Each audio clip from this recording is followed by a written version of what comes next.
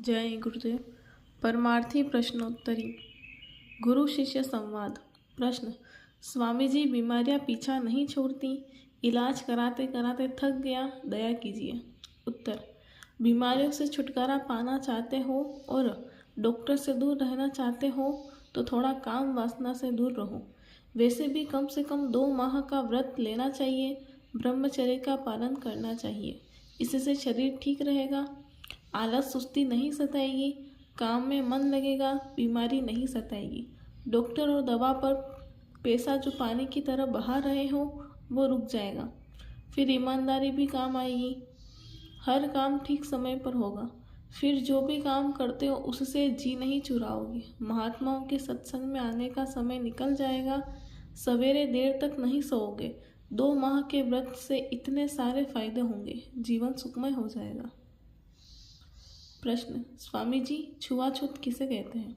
उत्तर: छुआछूत की परंपरा मानव से नहीं, खराब कामों से बचने के लिए बनी। समाजे सब कुछ पहले से बनी, इसके कुछ आधार थे। सबके नियम, परंपराएं, रीति रिवाज थे।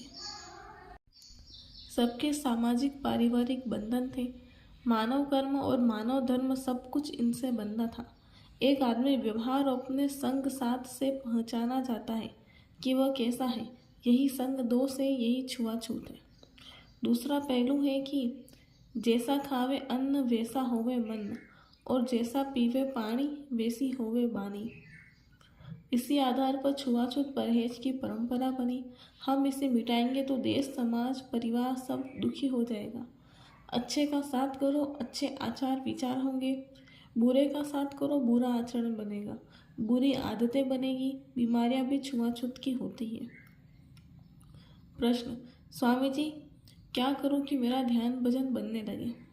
उत्तर: सत्संगियों का रहन सहन, बोल चाल सादा और कपट रहित होना चाहिए।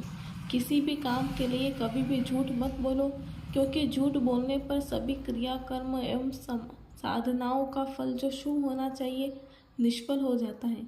दूसरी बात, निंदा आलोचना दूसरों की करने से पूजा पाठ का कोई लाभ नहीं होता और इंसान स्वयं गिरने का अपना रास्ता तैयार कर लेता है। निंदा करने से दूसरों के मलिन कर्मों को हम अपने ऊपर ले लेते हैं। नतीजा यह होता है कि हमें उसका फल भोगना पड़ता है। तीसरी बात यह कि अपनी जुबान मीठी रखो। जुबान मीठी होगी तो सभी लोग तुम्हें अपने दिल में बिठा लेंगे और तुम कहीं भी जाकर बैठ सकते हो।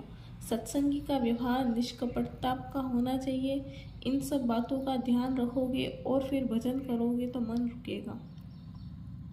रक्षा कैसे होगी? चंडी देश विदेश में घूम रही है, जिसके सिर पर सवार होगी वह किसी की बात नहीं सुनेगा। पहला काम, मुल्कों का धन गायब होगा। दूसरा काम, अन्न की कमी देश विदेश में होगी। और तीसरा काम वो ये करेगी कि सबको लड़ा देगी। फिर सफाया हो जाएगा। संतों महात्माओं से जुड़े रहने पर ही रक्षा होगी।